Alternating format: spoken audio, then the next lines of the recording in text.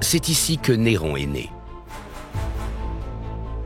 L'archéologue Darius Aria pense que sa passion pour les constructions a commencé ici, dans la maison de son enfance. Beaucoup de monuments de l'Empire romain, encore debout aujourd'hui, sont à jamais liés à Néron. Mais tout a commencé ici, dans sa villa d'Antium.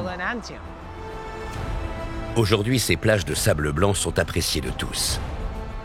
Mais pendant une grande partie de l'histoire de l'Empire, c'était une base pour les empereurs, les sénateurs et l'élite de Rome. À l'époque antique, Antium était comparable à Hollywood Hills, à Beverly Hills, à Malibu. Les vestiges d'un palais romain, qui s'étend sur près d'1 kilomètre, dominent l'ancien rivage d'Antium. Cette villa était spectaculaire, hors norme. Elle s'étendait sur l'équivalent de 8 terrains de football, jusque dans les terres. C'était une villa immense. Néron l'appelait sa maison sur la plage. Néron est né dans le grand luxe. Mais à sa naissance, il n'était pas prédestiné à monter sur le trône.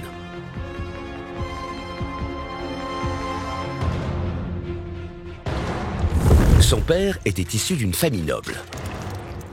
Connu pour sa cruauté, il a été accusé d'avoir arraché l'œil d'un de ses détracteurs. La mère de Néron était Agrippine, sœur de l'empereur Caligula et arrière-petite-fille du légendaire Auguste. Elle a été exilée pour avoir commandité le meurtre de son frère Caligula et a laissé la garde de Néron 2 ans à sa tante.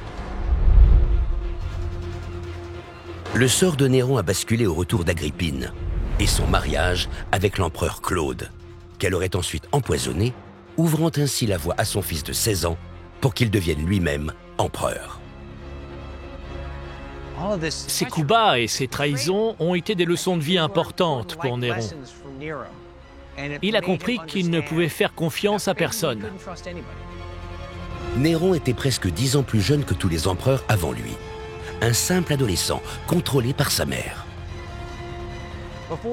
Si on regarde les empereurs qui ont précédé Néron, la plupart d'entre eux avaient une longue expérience.